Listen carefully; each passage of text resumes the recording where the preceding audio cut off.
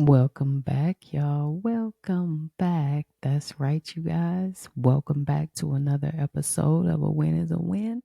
Powered by Riverside FM. And we are going to waste no time. But first, before we get into everything that's good in the world of sports, go ahead and like, subscribe, and share this podcast. And don't forget to tell someone to tell somebody else to join. A win is a win. And hey, listen, thank you guys so much for running the numbers up. We can definitely see an increase. That just means we're growing, and I greatly appreciate that.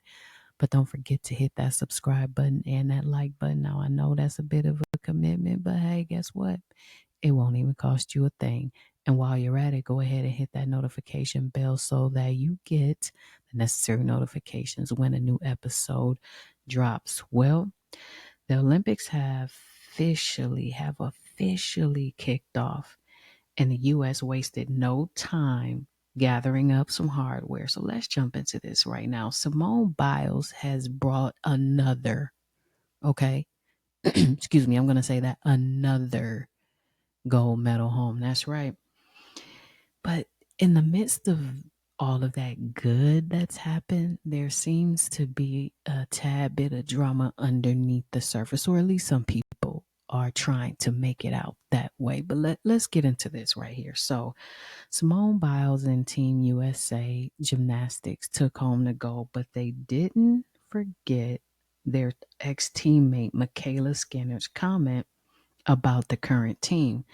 Now, for context, this is what she said. She said, besides Simone, I feel like the talent and depth just isn't like it was or what it used to be.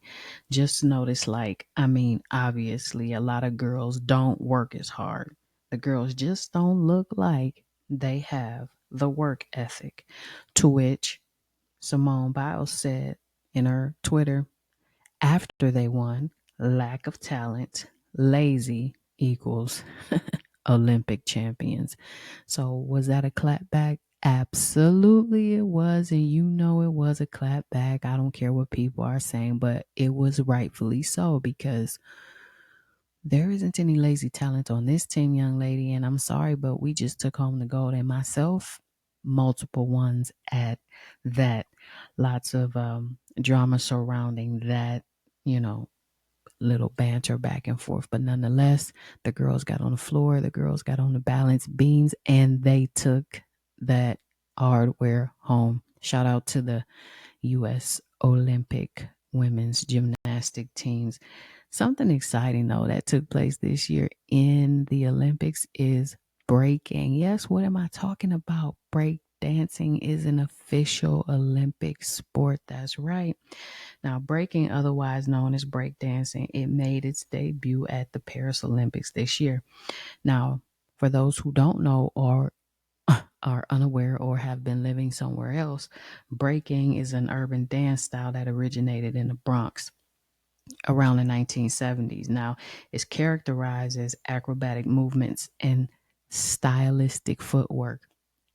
That's the definition, but we call it culture. We call it breaking to the beat. That's what breakdancing is. Cardboard boxes, British Nikes, or Adidas with the fat laces, Adidas track suits, anything that you can, just compare to the likeness of that era is what breakdancing is. Now, breaking appeared in the 2018 Youth Olympic Games in Buenos Aires and now has been added to this year's Olympics as a new sport.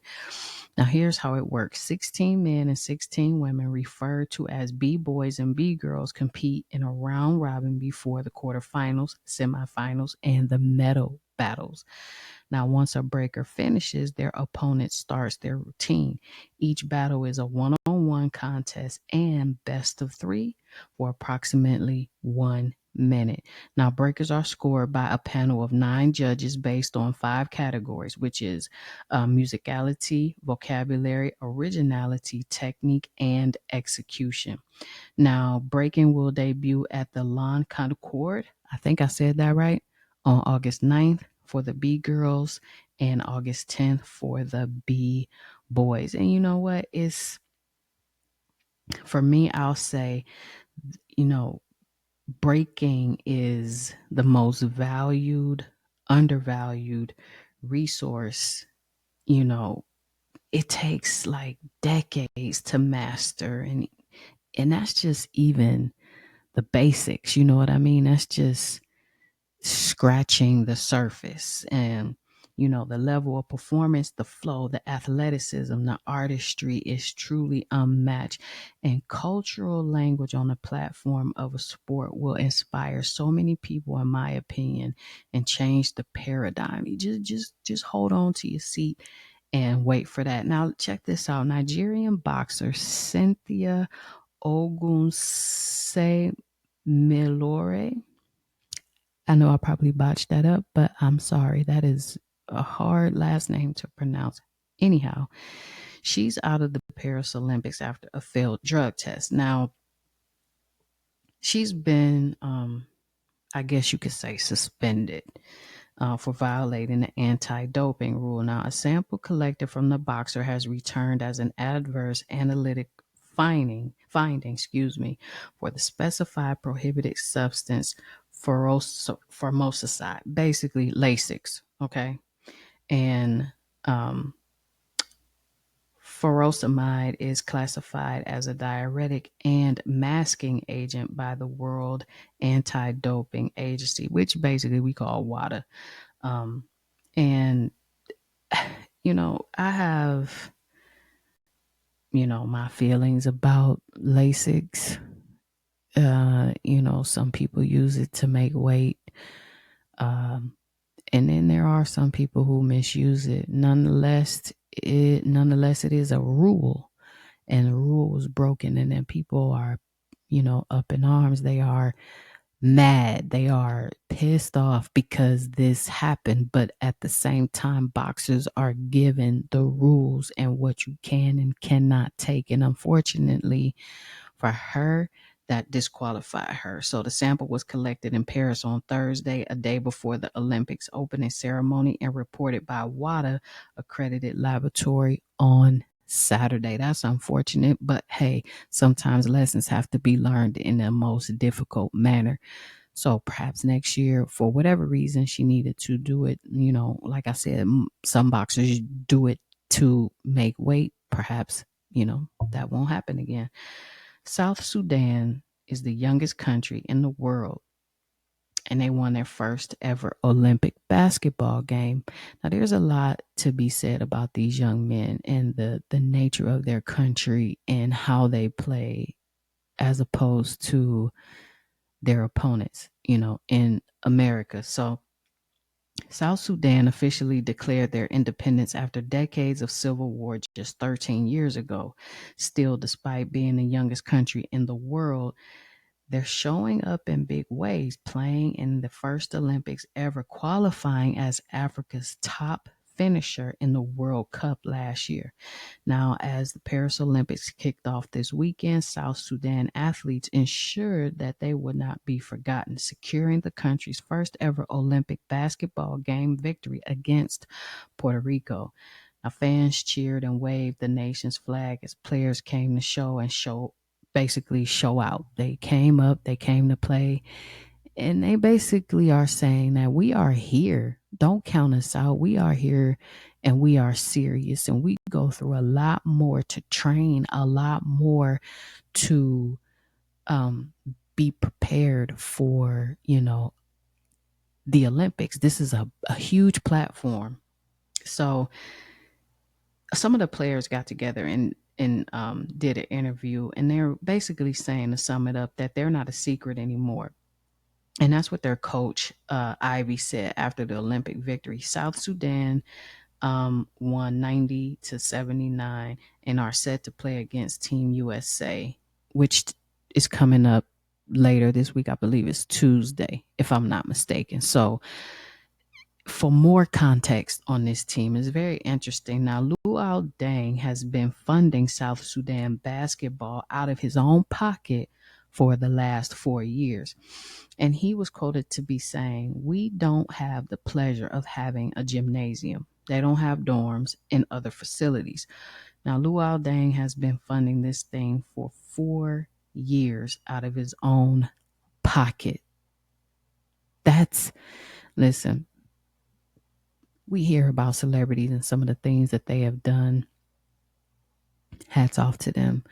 Athletes, okay? Even if you're not an athlete or you're not a celebrity, people who just take the time to donate either their time or money, that's a huge selfless act. Now, he pays for gyms, hotels, plane tickets, just about everything that team needs. The team said kudos to Luau and the staff. Now, we wouldn't have been able to put this team together without the help of he and other supporters. And they just think about it, they don't have a gym. They don't have proper sleeping quarters for them to actually go and get proper rest and play. So they're already playing against something to show up to play against other teams. I mean, it can't get much more humble and rewarding just to even be at the Olympics, than that. So shout out to um, South Sudan for, showing up and showing out. Now let's ask this question. How much do you think Olympic athletes get paid for winning their medals? Because I thought they got paid a lot more than what I'm reading. So let's go through this. USA, for the gold medal, ready? Okay. They win a whopping $37,500. Germany wins $21,900. France, $71,200. Italy, ready for this one? $197, $197,000, excuse me. That's almost $200,000. Norway, zero. Thank you for coming. Kazakhstan, I'm probably saying that wrong. They get a 3-room apartment. Singapore, $737,000. Taiwan, $716,000. And Spain receives $102,000. Now, some people say that the U.S. is on the lower side because they spend more money to prepare. So they don't pay out as much. I mean, okay. Let's just say two things can be true. That can be true, but at the same time, it costs money to get there. That's you paying for your family to come and see you play. If that's the case, you are paying for travel. You're paying for things, right? 37 and some change, 37 and a nickel, I believe. That the 3-room apartment. I'm interested to understand how that works exactly. Is it yours to keep forever, or is it just for a year? Is it 6 months? Like, what's the stipulations behind that? And it probably is a reason for that. In the absence of money, I believe that perhaps that is more important to that particular region. Housing. Not sure. It's interesting. Italian boxer Angela Carini. She quits just 46 seconds into the Olympic match. Now, she says her Algerian opponent failed the unspecified gender eligibility test. She says, I have never felt a punch like this, and stopped to protect her own health. Now, listen to this. This gets real interesting. She said that when she was hit by this young lady, it felt like her chest just was on fire and caved in. It didn't feel as though she had been like she was when she was sparring against other female boxers. Now, Iman, I believe that's how you say it, was previously barred from the 2023 World Championships after failing a gender eligibility test.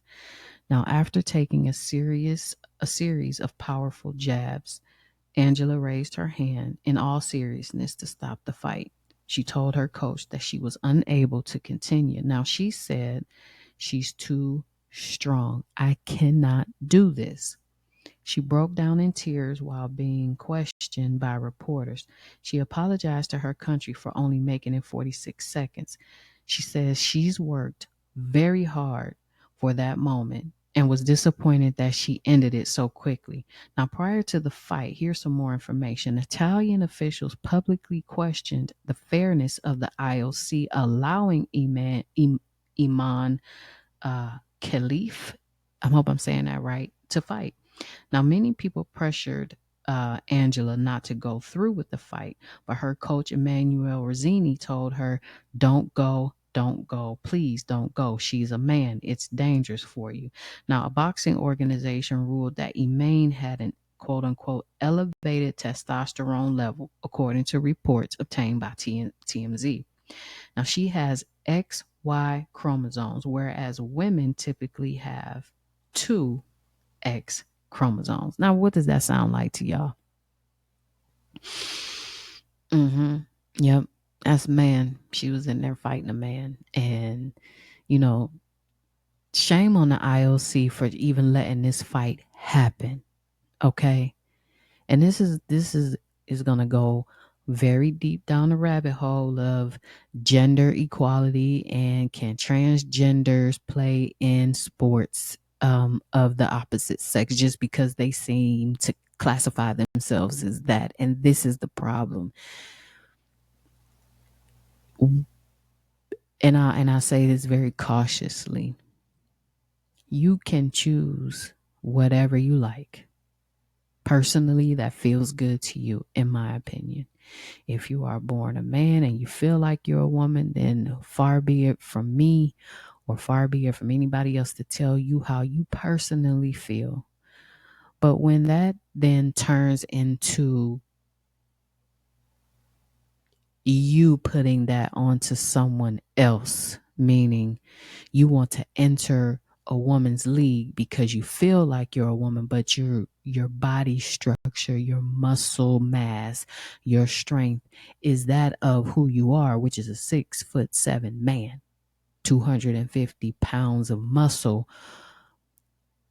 That's now not an even playing field at all. And I know we had talked about this with the women's college basketball and how they were talking about allowing transgender athletes to play in, on the women's teams. And, like I said, this isn't about your sexuality. This isn't about who you think you are, who you feel that you want to be. This is about safety and fairness. And there is no reason why that young lady needed to only box for 46 seconds and feel like her whole entire body was falling apart, when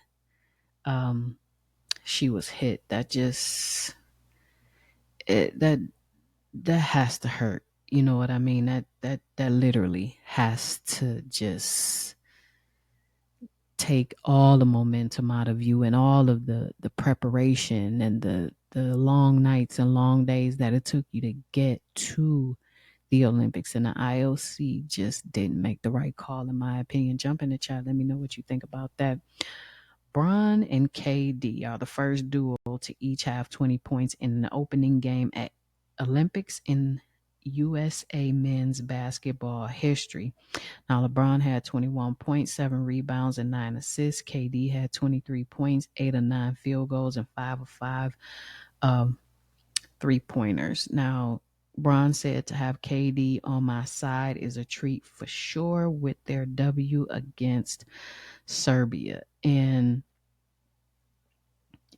shout out to them for showing up and getting the job done. But that leads into this other conversation with Jason Tatum because he was not playing. Yeah, he had 0 minutes. He had 18 Gatorade assists, 12 towel passes, and 5 seat changes. And the internet went bonkers because, oh, yeah, he was supposed to be on the court per some people. Steve Kerr said, I felt like an idiot not playing him. And he went further into it to explain why. And for lack of all of that conversation, I just feel like the media and excuse me, fans need to understand one simple thing here, that these are the best players that the US has to offer. Now, it's based on matchups, in my opinion, not star power. Not everyone's going to play, you guys. Nobody's saying Tatum shouldn't play, but KD literally made almost every shot he took, and LeBron was doing LeBron. They won the game. But you have an all-star cast. Everybody will not get minutes. Now, I feel in the next game, um, I believe that they're going to play South Sudan on Tuesday. I believe he'll put Tatum in for that. But I do think that he probably needs to sit and beat down. I feel that in my spirit. I think he needs to sit and be down for just a little while because I don't know if he's doing the best, in my opinion, right now during the Olympics. I mean, you guys jump down in the chat and let me know what you think about Embiid's performance. But I personally think Tatum will play and Embiid will be on the bench. Your AI sidekick has arrived. That's right. Turn off the bat signal because Blaze is here to save the day. Blaze is an AI sidekick for overwhelmed teams of one just like you. Brainstorm and outline content ideas with AI. Go from idea to on-brand content in minutes. Turn a blog post into 10 plus asset types, ads, social posts, emails, and more. Collaborate with colleagues in real time and get content approved. Go to drT23.site. That is DRT23.site. Navigate to Blaze and download today.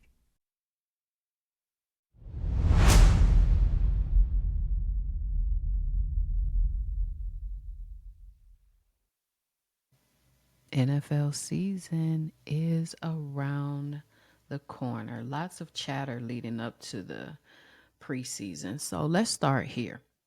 All right. Jordan Love is now the highest paid QB in football.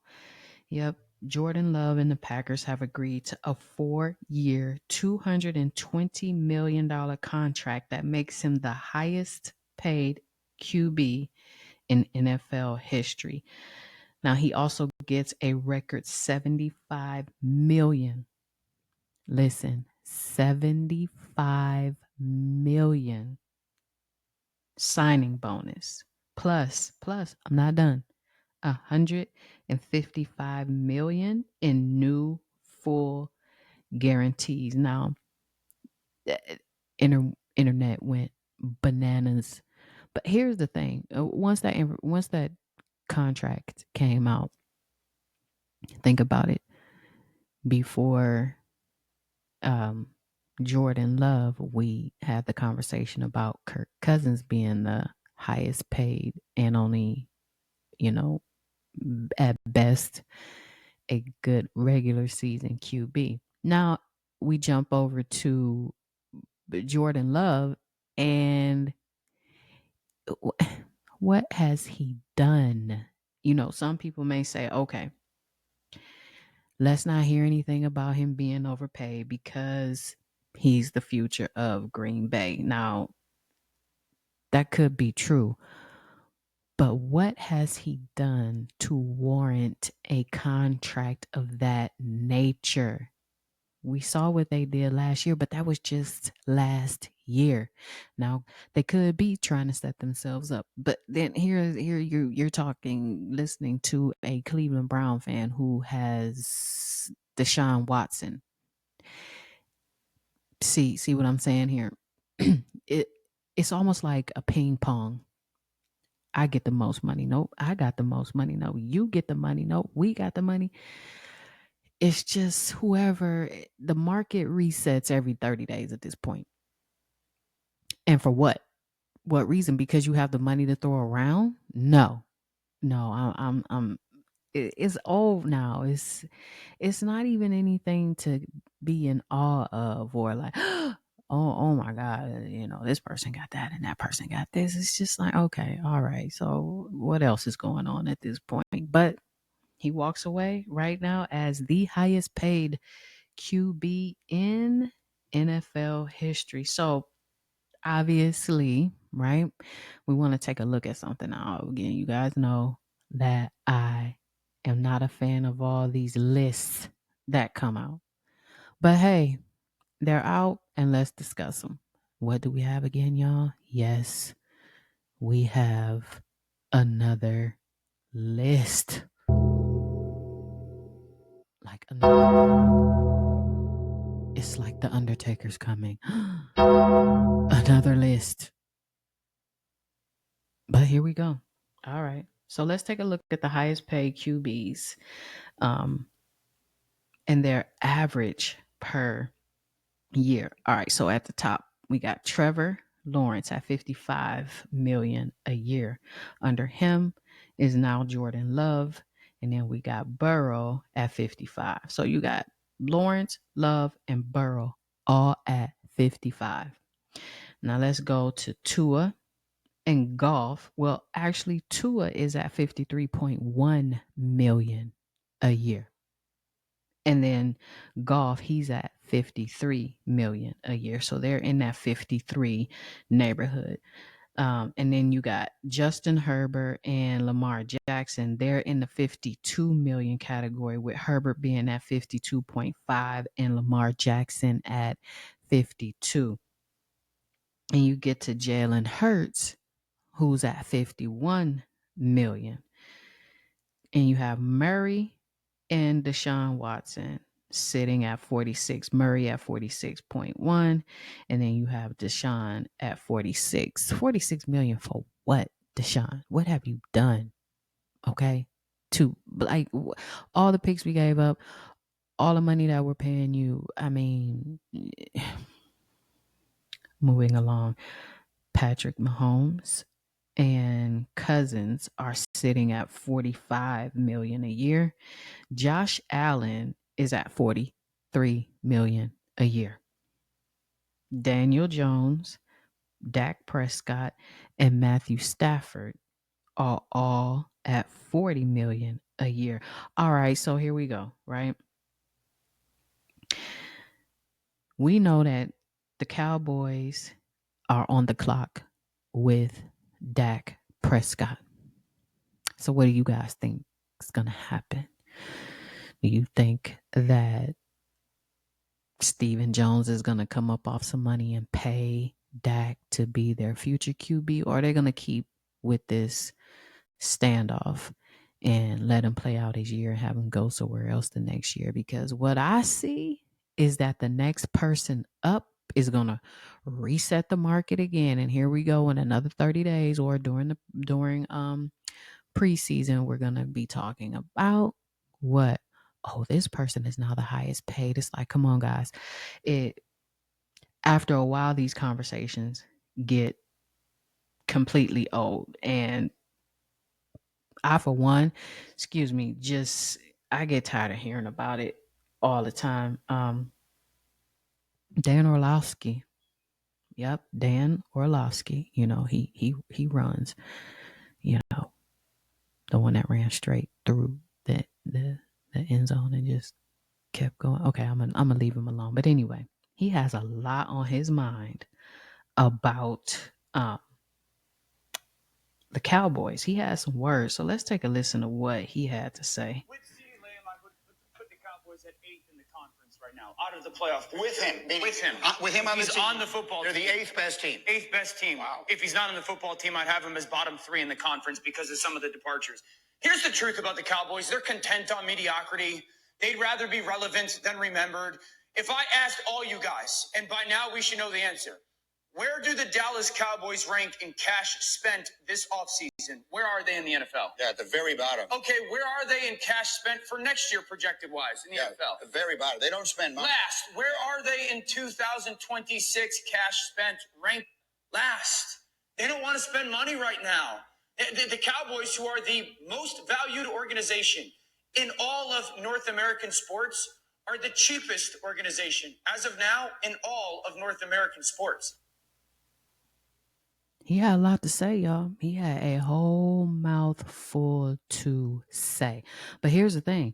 Do you agree with Orlovsky? Now, look at what's going on with the Cowboys, right? We have Dak is on the clock, and we got CD on the clock, and no movement. Now, CD had not been showing up to practice. And then you have Stephen Jones, and he's saying, oh, we sent new offers out. But here's the thing. Do you, without a CD, get to where you have been? Do you? Do you get that far? Who else do you have? You see what I mean? So if we're talking about wide receivers and who needs to be paid, pay the man. Pay him. Or guess what? He's going to walk. And, I believe that Orlovsky has a point. You know what I mean? They're the highest, most valued organization in the world, if you want to talk about it, in the world. But they're the cheapest. There's no reason. Why didn't you just pay them? The season is almost starting, and they still haven't gotten paid. They have no money. They have not gotten paid yet. Jump down in the chat and let me know what you think about those Cowboys and Steven. Like, I really feel like right now, honestly, that it's literally time for Jerry Jones to just say, you know what? I'm 80 something. Don't know exactly his age, but I'm in my 80s. And I have a very profitable team. It is time for me to move it along. But you know he's not going to do that at all. So we leave it up to Stephen Jones. And what is he going to do actually? What is Stephen Jones going to do differently than what his dad does? Because he really is the one that's doing all of the talking. He's the one that's negotiating alongside his dad. So I want to know, and let me know what you think. Do you think if Jerry Jones steps aside that we have a different outcome as far as paying the players in Dallas and getting them over this 30-year slump that they've been in? Because let me tell you one thing for certain, two things is for sure. People are going to talk about the Cowboys, number one, and the next thing that is true, they are not going to win a thing. You see where I'm going with this? Jump in that chat. Let me know exactly what you think about that. And here we go. I promise you, this has been the week for lists. Like, I already have short hair. I'm going to just pull it out. We have lists all over the place. Now there's a list that came out about the number of contracts that QBs have gotten since the 2020 draft. Yes, y'all, another list. We are going to die on this hill of lists. But here we go. So, quarterbacks have tallied up a grand total of $1.25 billion since the 2020 draft. Let's take a look at this because I have a little bit to say about it. Now, we have Burrow, 5 years, $275 million. Tua, 4 years, $212.4 million. Herbert, 5 years, $262.5 million. Jordan Love, 4 years, $220 million. Jalen Hurts, 5 years, $255 million. Which one of these, 1, 2, 3, 4, 5 QBs have brought home a chip. I'm going to give you a few seconds.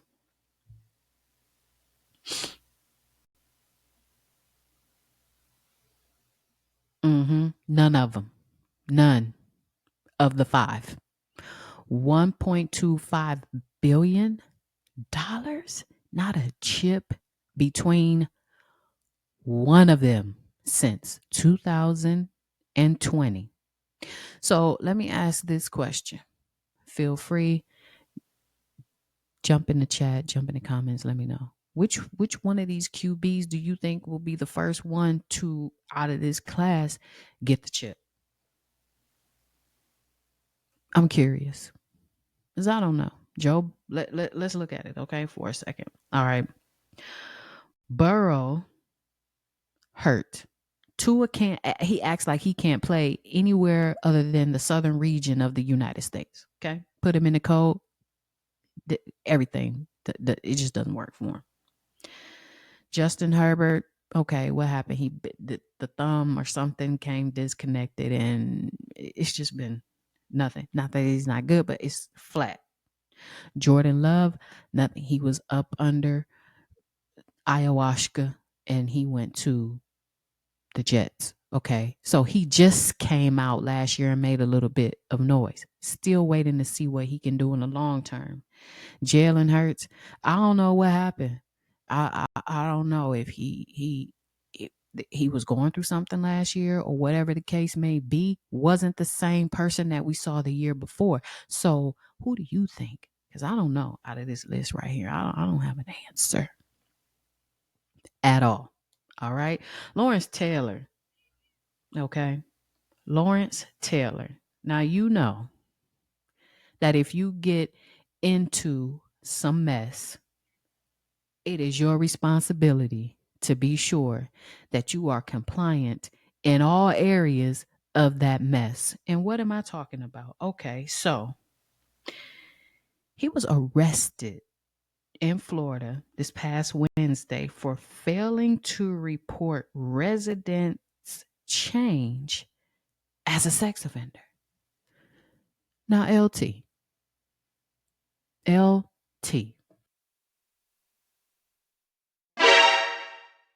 you know good and well that you are supposed to be reporting. Why? Because you chose to do what you did. And guess what comes along with that?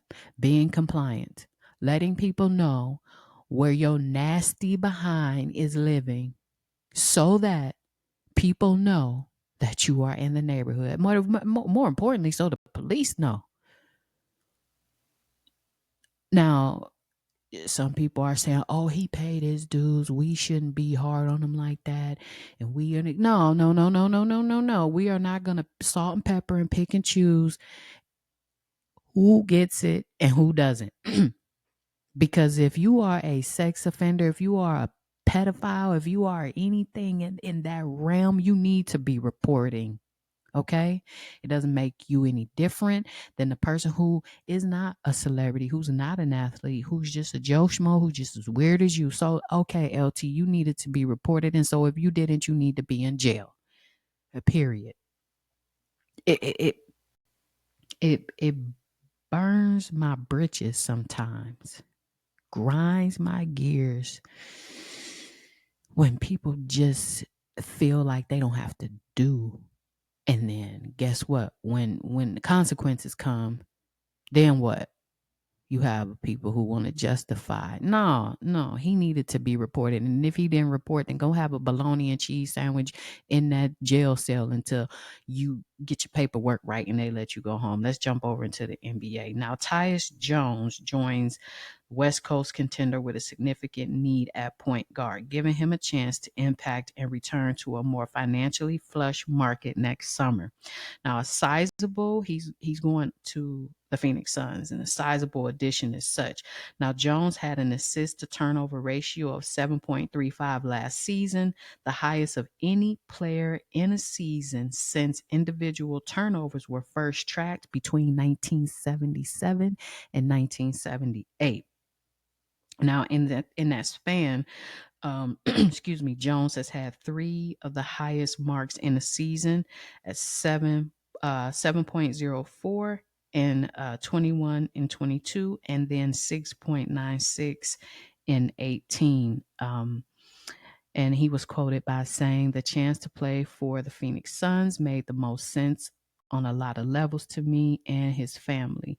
Now, beginning with the way Matt Ishaba, I can never say his name, and the front office recruited me, to how Coach Mike Budenholzer showed me how I can significantly impact a team that has a real opportunity to challenge for an NBA title as their starting point guard. So he's excited to be joining the Phoenix Suns, and they need size. They definitely need size because it's some bigs out there, and they are not playing with their backs to the basket. So they needed to get some size to, get in contention for a title. Now, speaking of the Suns, you have James Posey. He's joining the Suns as an assistant coach. Now, he had a 12-year NBA playing career, and he has had coaching stops, I believe, with the Wizards and my Cavaliers. So that should be a good addition to their coaching staff, and see if we can actually get the Suns over the hump. Because let me tell you, to go out 4-0 last year to the Timberwolves, you let Ant-Man and his folks come in there and cat walk all over top of your head. You can't do that. You can't do that. And KD, how you are playing right now overseas in Paris for this Olympics, I'm gonna need you to do that, brother, when you get back into the Valley of the Sun. Okay, good brother? Need you to go ahead and take that game that you're playing right now and bring that back with you when you come stateside. Okay, I just wanted to go ahead and let that get on out there. Now, Paul Pierce, okay, had some thoughts on the Dream Team and how they would basically fall on their faces to this new quote unquote Avengers team. Well, let's see what he had to say. First of all, you had Larry Bird couldn't play no more. And I love Larry. No, he was done. He was done. Yeah. Magic wasn't done, though, Paul. He was done. Who's their best player, Skip? Michael Jordan, clearly. No, clearly, young Jordan. Yeah, that's saying a lot.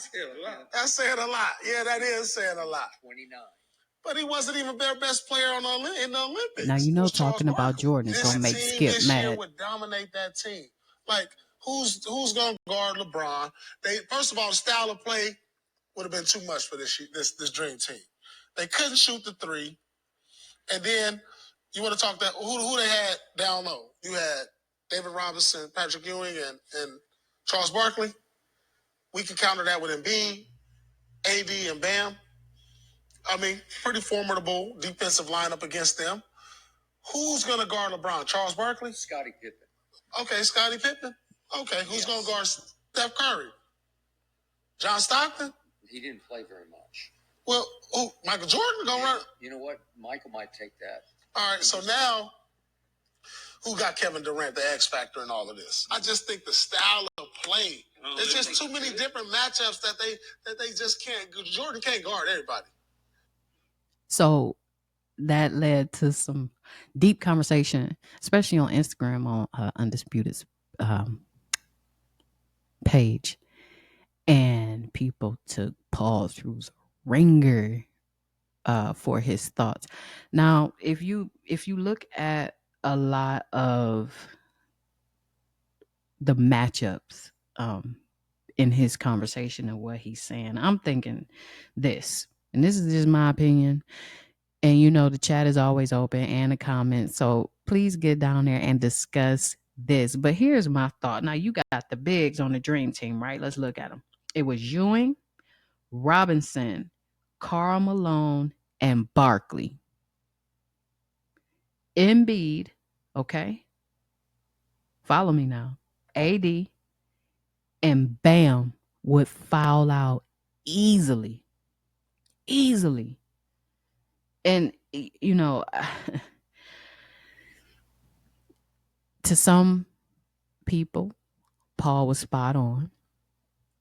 To others, they're like, this is exactly, why he doesn't need to be a comment. I don't think that I would go that far and to say, well, he doesn't need to be on TV or have a platform or whatever, because people are going to be entitled to their own opinions. I personally think it's two different styles of play. Okay.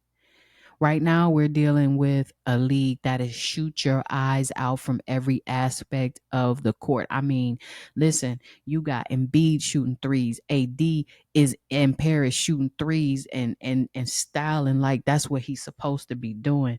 Bam, shooting threes. So it's a different style of play. When you look at Ewing back to the basket, Robinson back to the basket, the mailman back to the basket, Barkley back to the basket, these guys were actually playing defense. Where's defense right now?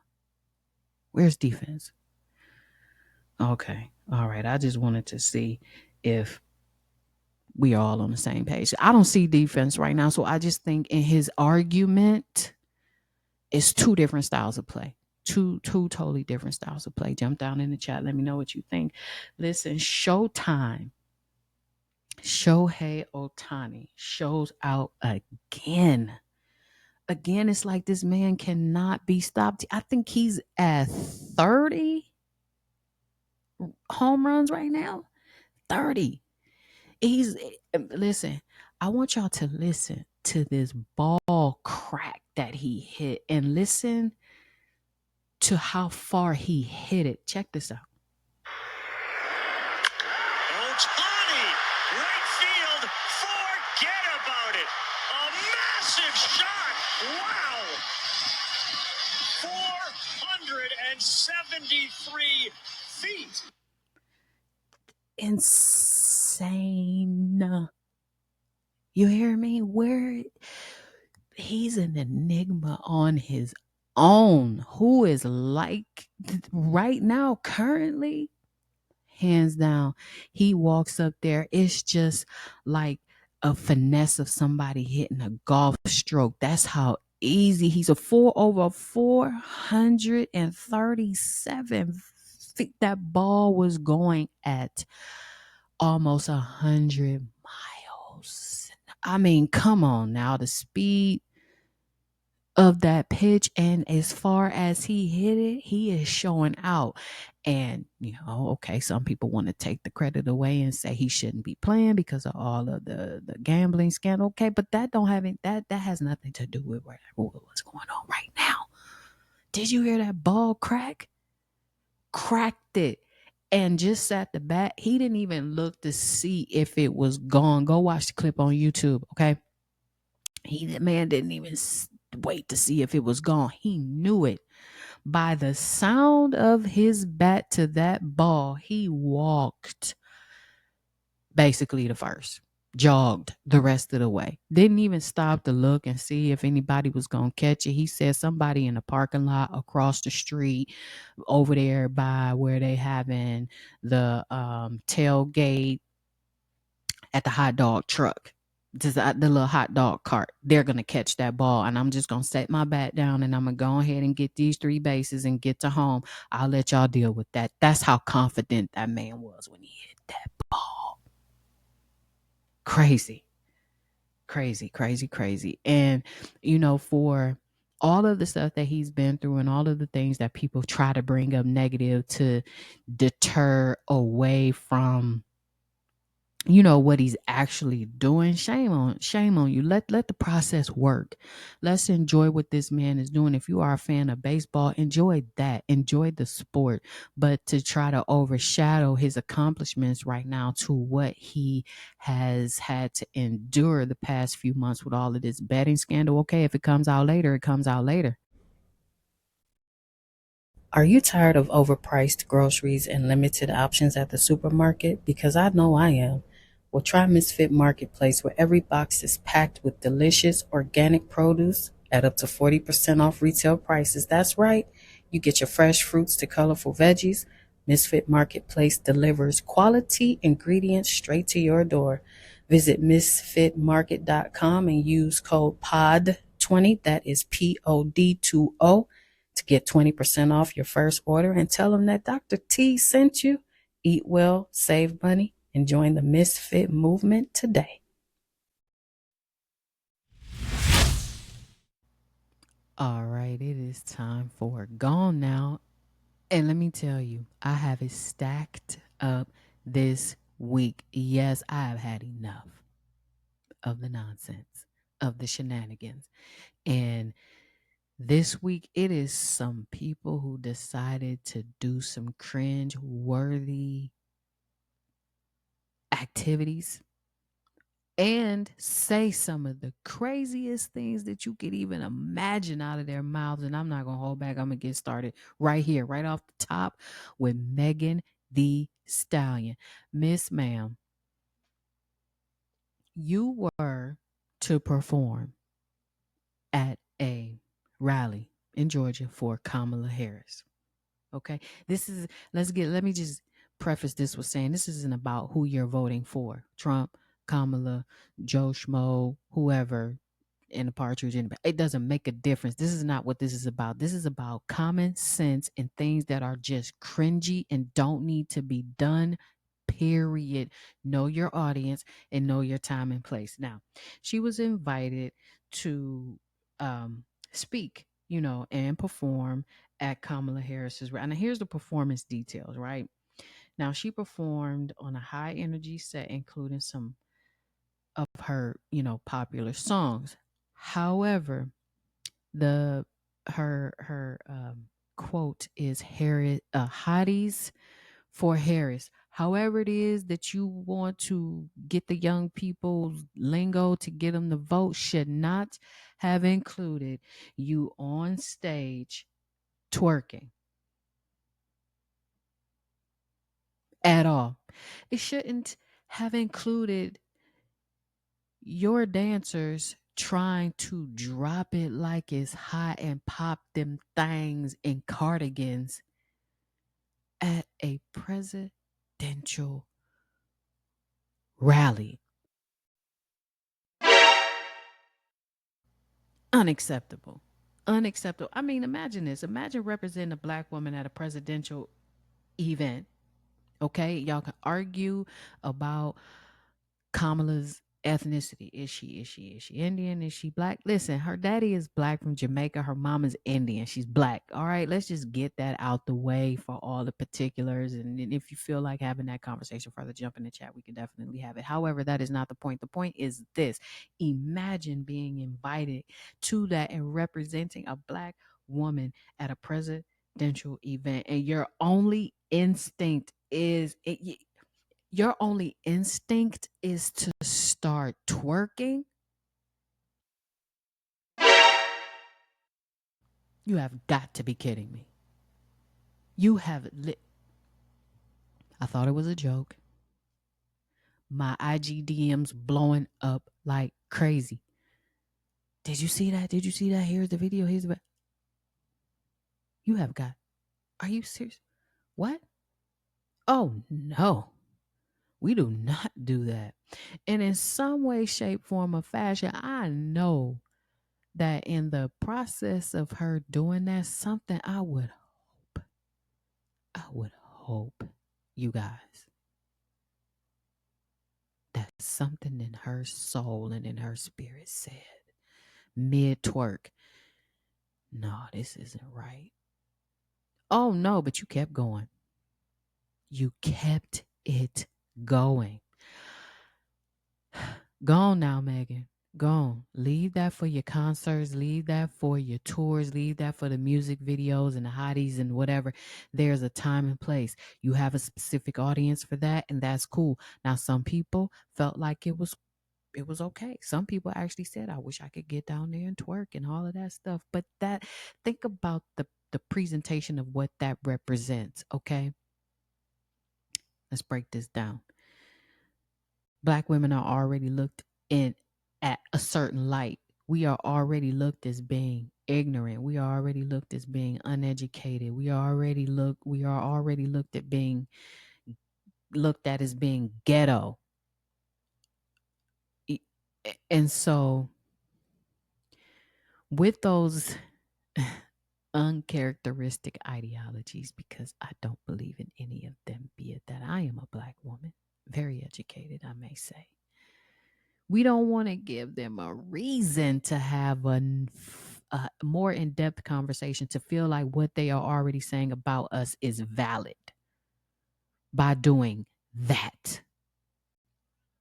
And someone in your camp, in your PR, if they exist, or maybe they thought that it was okay, should have told you, no, listen, it happened. We can't go back and undo it. But going forward, this is what we don't do.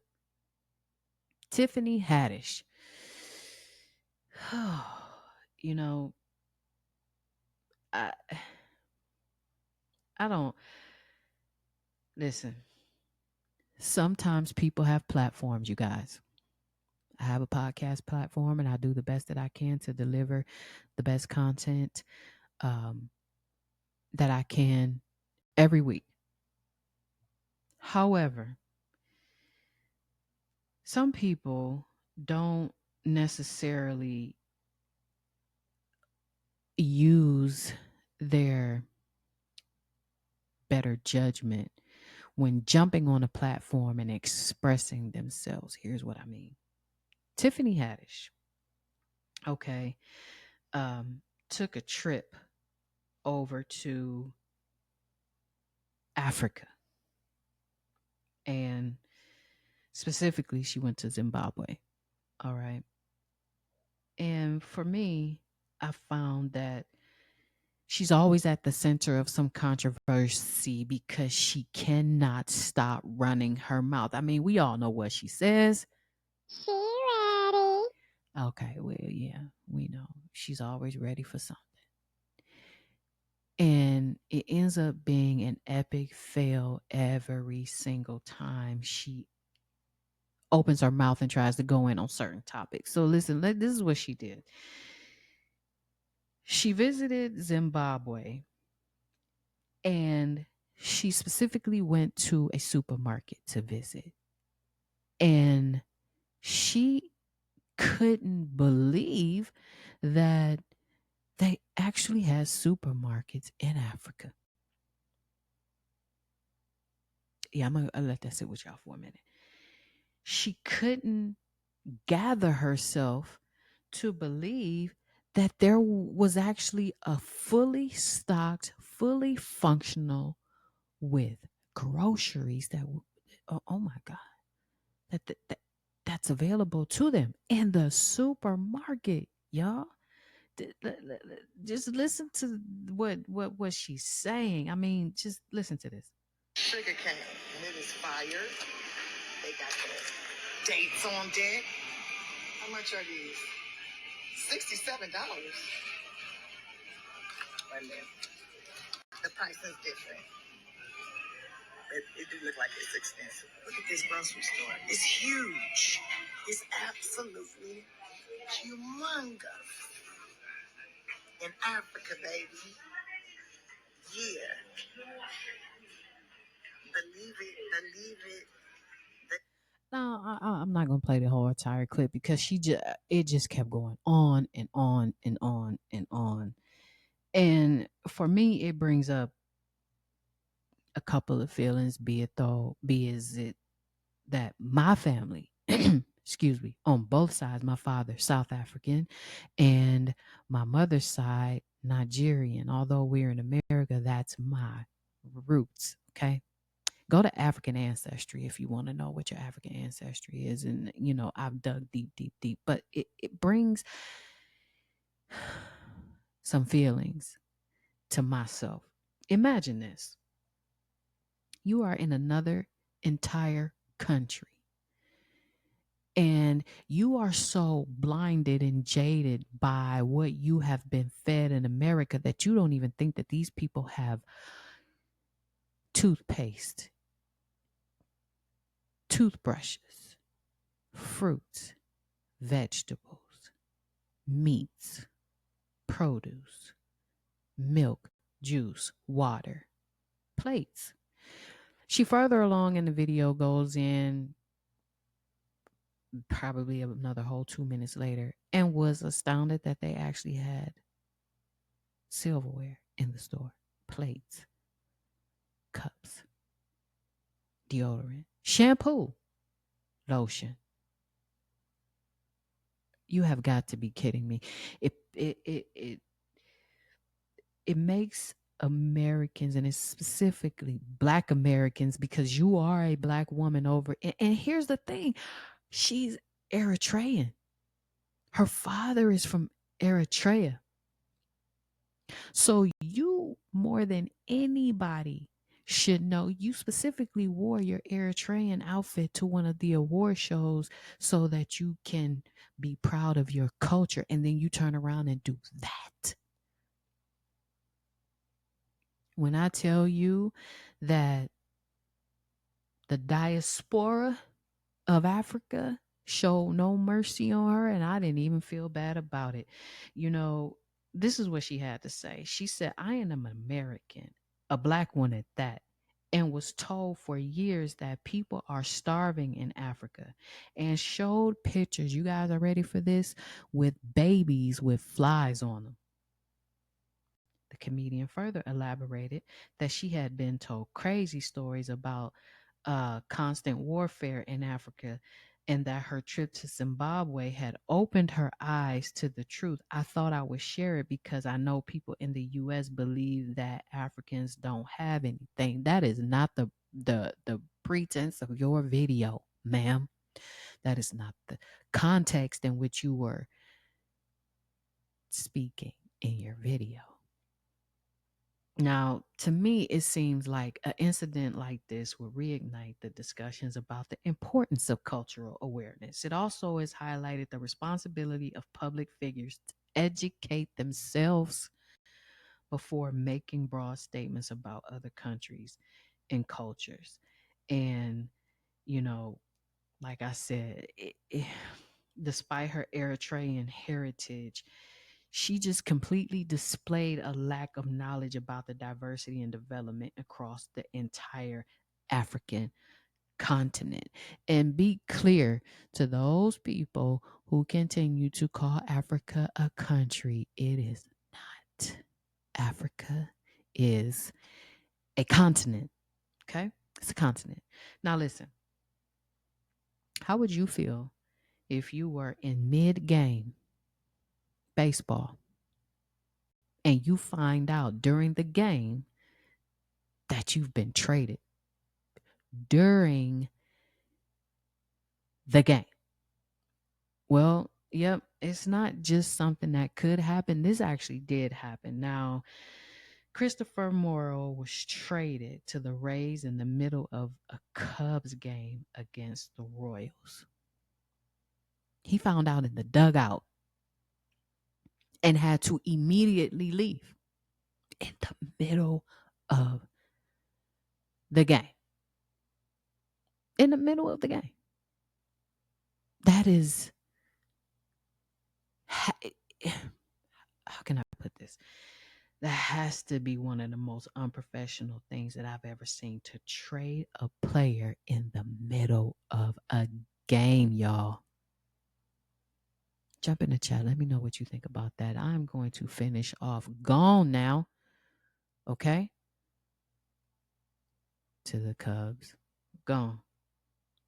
Gone now. Y'all could have did better than that. Definitely Tiffany Haddish. Gone now. Go take several seats. You have been in so much turmoil because of your mouth and lack of education around certain things, I think you need to take a break. Sit back, read a couple of books, get educated on a few things, and then speak on topics going forward because it has not worked in your favor so far. Um, I'm a person of cleanliness, okay? I like to be clean, top to bottom, all right? And everywhere in between. That's what my grandma used to say. You need to be clean from top to bottom and everywhere in between. And when you came in her house, what you do not sit on my bed in your outside clothes. Go take them clothes off. Go get in the bath. Get cleaned up. Put on some play clothes and go on now. Okay? And stop running in and out my door, running out my air. Okay? That being said, we have some nastiness going on. Okay? I'm talking about nasty. And this is why I say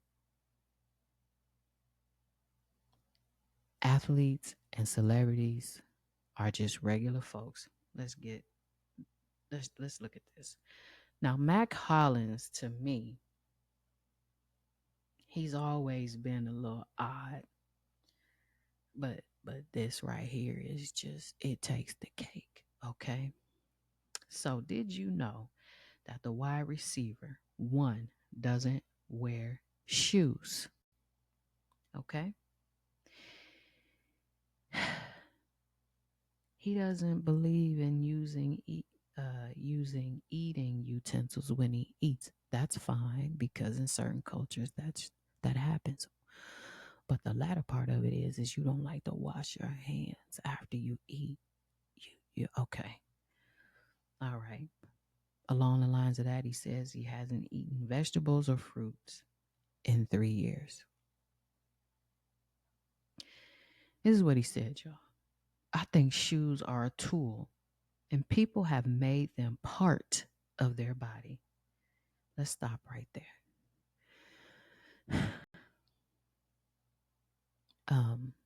Sir, what do you mean? We have made them a part of our body. It is a part of what you need to be putting on when you're exiting your home. When you are walking around on the naked floor, put some socks on, put some shoes on, or whatever shoes that you wear in your home or whatever. Oh, we've made it a part of our body. I'll continue. He said this like I wouldn't walk around with a hammer just because I might need a hammer sometimes. Okay. Mac, I'm gonna need you to put some shoes on, brother. Okay, put some shoes on, good brother, because the amount of germs that your feet are picking up when you're walking around with no shoes on, and then you're walking that in your home, in the locker room. I mean, I'm kind of glad you play football because you have to have cleats on. But what's going on in them cleats? What type of little microorganisms is on the bottom of your feet that you don't want to walk around with shoes on? Matter of fact,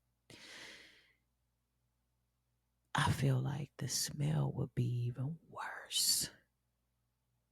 And then on top of that, you're not eating any fruits or vegetables.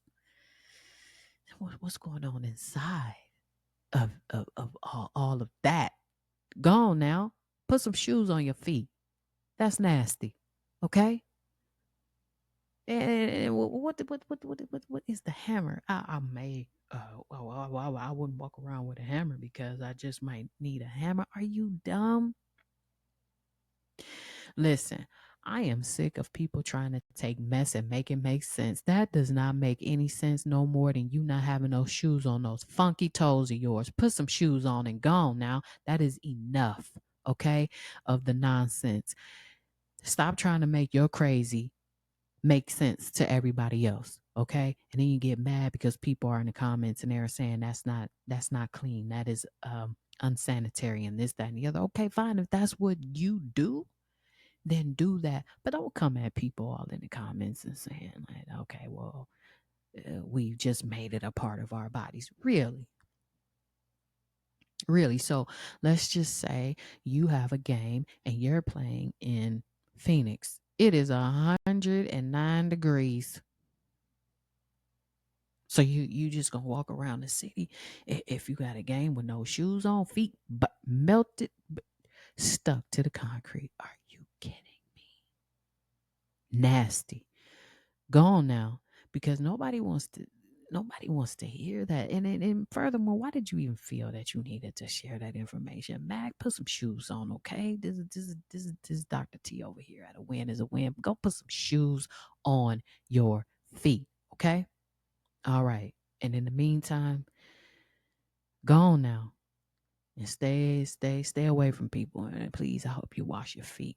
That's going to do it for this week's episode of A Win is a Win. Don't forget to like, subscribe, and share this podcast. And don't forget to tell somebody else to join A Win is a Win. And listen, go ahead and hit that notification bell so that you know when a new episode drops. Also, don't forget to like and subscribe. I know. All right. It's a little bit of a commitment, right? But I can't grow unless you do it. And guess what? I'm also not asking you for a dime. So go ahead and hit that notification bell so that you know when a new episode drops. You can catch us on iHeartRadio, Spotify, and Apple Podcasts. You can also catch us on Audible, and I'll catch you next week.